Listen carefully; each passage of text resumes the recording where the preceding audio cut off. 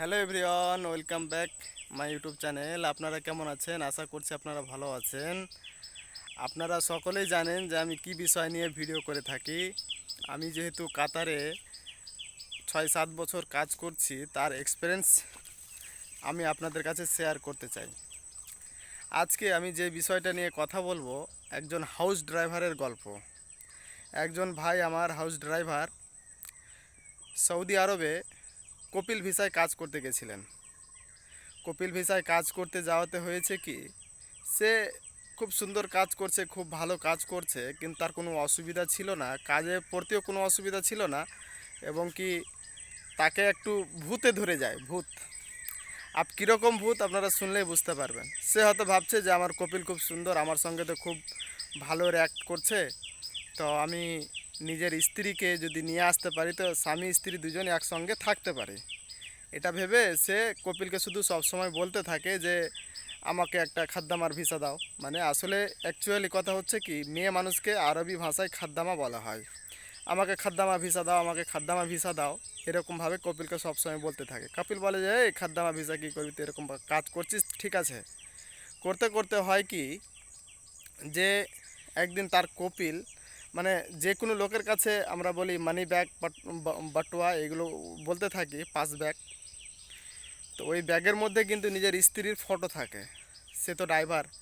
কপিল এসে দেখছে যে কি, সে তার মানে বাটোয়াটা যেটা আছে সেটা ছুটে যায় তার গাড়িতে। কপিল এসে বসে গেছে।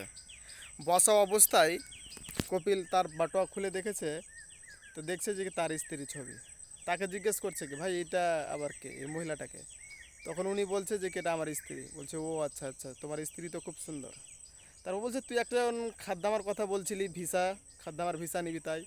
তো সে বললে কি হ্যাঁ, আমার স্ত্রীর জন্য, আমরা স্বামী স্ত্রী একসঙ্গে থাকবো, এক কবিলের কাজ করব, আপনার বাড়িতে যদি লোকের খাদ্দামার দরকার থাকে তো আমি ওই জন্যই বলছিলাম। তো আপনি তো দিলেন না ভিসা।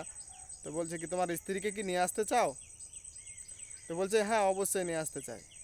তো বলছে যে তুমি আগে আমাকে বলেছো ঠিক আছে, কিন্তু এখন, তখন আমার লোকের দরকার ছিল না, এখন আমার লোকের দরকার। তখন সে বেচারি সিধা সাদা লোক, কিছু বুঝতে পারেনি। না বুঝে সে কি বলছে যে ঠিক আছে তাহলে কি করব। তো বলছে তোমার স্ত্রীর কি পাসপোর্ট বানানো আছে? বলছে হ্যাঁ হ্যাঁ অবশ্যই আমার স্ত্রীর পাসপোর্ট বানানো আছে, সবই কিছু করা আছে, আপনি শুধু ভিসা দিবেন, তারপর আমার স্ত্রী চলে আসতে পারবে। সে ছেলেটা ছিল ইউপি, ইউপি মধ্যপ্রদেশের, ইউপি, ইউপির বাসিন্দা। সে ভালো ড্রাইভার ছিল। সে ভাবছে যে স্বামী স্ত্রী একসঙ্গে থাকবো, এক কপিলের কাজ করব, খুব সুন্দরভাবে আমরা জীবনযাপন করব। কিন্তু এখানে হচ্ছে এক প্রকারের গাঁড়াকল। গাঁড়াকলটা হচ্ছে কি, যে কপিল তার স্ত্রীকে পছন্দ করে ফেলেছে। এখান থেকে সুন্দর করে পাসপোর্ট মাঙিয়েছে, মাঙিয়ে তারপর তার মানে স্ত্রীর নামে খাদ্দামা ভিসা বাইর করছে তার কপিল। বাইর করার পরে এখানে চালু হয়ে গেছে কি, খুব সুন্দর একটা স্ক্যামের পথ চালু হয়ে গেছে। এটা বেচারি সিধা সাদা লোক কিছু বুঝতে পারেনি, যেহেতু খেটে খাওয়া লোক, তারা কি বুঝবে। যাই হোক, আমি যেটা বলতে চাইছিলাম, তার স্ত্রীর মেডিকেল সব কিছু হয়ে সে মোটামুটি 1 সপ্তাহের মধ্যে চলে যায় সৌদি আরব। সৌদি আরব যাওয়ার পর স্বামী স্ত্রী, মানে কি বলবো, সে যেহেতু ড্রাইভার, তার কপিল বলল যে তোর বউকে একটু ঘুরিয়ে নিয়ে আয় এদিক ওদিক থেকে, সুপার মার্কেট যা, কিছু খরচও দিল। দিয়ে পরে এদিক ওদিক থেকে ঘুরিয়ে নিয়ে আসার পর হয়েছে কি, যে 3-4 দিন ঘুরলো, 1 সপ্তাহ ঘুরলো, 15 দিন ঘুরলো, খুব সুন্দর, তাদেরকে খুব সম্মান সুসজ্জিত করলো। করে পড়বে তার স্ত্রী আবার খাদ্দামার কাজও করে, ঘরের কাজ করে, সে ড্রাইভার, আবার বউকে নিয়ে একটু ঘুরতেও ওকে টাইম দেয়। কিছুদিন পর হয়েছে কি, তার কপিলের সঙ্গে তার কোনো কথোপকথনে মানে মিল হয়নি, তাই তার কপিলের সঙ্গে তার একটু ঝগড়া বেঁধে যায় লোকটার। যেমনই ঝগড়া বেঁধেছে, এবার কপিল তাকে কী করেছে, এক্সিট করে দিয়েছে, তার মানে তার ভিসাকে ক্যান্সেল করে দিয়েছে। ক্যান্সেল করে তারপরে তাকে পুলিশকে ডেকে তাকে ধরিয়ে দিয়েছে কি এই আমার সঙ্গে মানে বেয়াদবি ব্যবহার করেছে, তাকে আমি রাখতে চাই না, তাকে আমি দেশে পাঠাতে চাই। পুলিশ এসে কী করেছে, তাকে ধরে নিয়ে গেছে। ধরে নিয়ে যাওয়ার পরে আর কি বেয়াদবি, সেটা মানে ঝগড়া করেছে, এটা হচ্ছে তার বেয়াদবি, এটা প্রমাণ কিন্তু তার কপিল পুলিশকে দেখাতে পেরেছে, সেটা তার অপরাধ। তখন সে ভোলা ভালা লোক এখন আর কি জানে, তাকে তো পুলিশ ধরে নিয়ে চলে গেল, পুলিশ আর কোনো কৈফত শুনবে না, বলছে তুই ঝগড়া করেছিস এটাই, বাকি অন্য কিছু তোর দেখার আমার দরকার নাই, তোকে এক্সিট করে দিয়েছে তোর কপিল, তুই তো কপিলের সঙ্গে বেয়াদবি করেছিস, ঝগড়া করেছিস, তোকে এবার দেশে যেতে হবে। এটাই হচ্ছে তাদের বক্তব্য। তারা এবার কি করেছে, তাকে তার কপিল খুব তাড়াতাড়ি পুলিশকে যদি সেখানে সৌদি আরবের একটা নিয়ম আছে কি, পুলিশ যদি কাউকে কোনো বিদেশিকে, পর্যটককে, কোনো মুসাফিরকে যদি ধরে নিয়ে যায়, তাকে 7-8 দিন 10 দিন জেলের মধ্যে রাখে, রেখে তারপর তাকে নিজের টিকিট করে, সরকার যে সৌদি আরবের হুকুমত আছে সে নিজের টিকিট করে তাকে আবার ইন্ডিয়ান ফ্লাইটে বসিয়ে তাকে ইন্ডিয়া পাঠানো হয়, মানে যে যে দেশের আছে তাকে সেই দেশে পাঠানো হয়। এই হচ্ছে কথা। তো তার কপিল তাকে যেহেতু টিকিট দিয়ে দিয়েছে, তাদেরকে বলেছে কি আমি টিকিট দিয়ে দিচ্ছি, একে পাঠিয়ে দাও।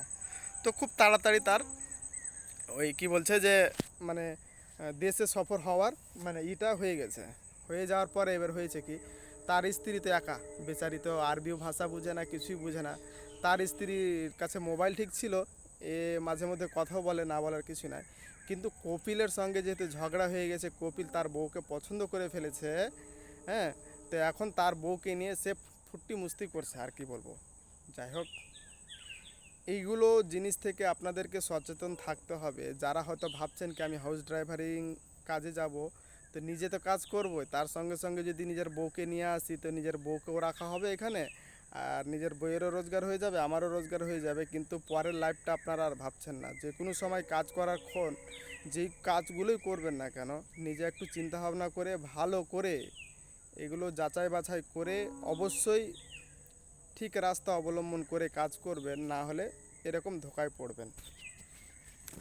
আশা করছি আপনারা এই ভিডিওর মাধ্যমে যে বার্তাটা পেয়ে থাকবেন, এটা আপনাদেরকে অবশ্য ভালো লাগবে, এবং কি আমি যেই কথাগুলো বলি অনেক মূল্যবান কথা, এবং আমার ইনফরমেশনগুলো যথেষ্ট আপনাদের ভালো লাগবে। তার কারণ যে আমি কাতারে 5 বছর, প্রায় 5 থেকে 5.5 বছর কাজ করেছি। আমার অভিজ্ঞতা হিসাবে আপনাদেরকে আমি বললাম। এখন আমি দেশে আছি, আমার ভিসার এক্সপায়ার হয়ে গেছে, এবং আমি নেক্সটে আবার দ্বিতীয়বার যাওয়ার জন্য রেডি হচ্ছি। আমার পাসপোর্টেরও ডেট এক্সপায়ার হয়ে গেছে, পাসপোর্ট তৈরি করব।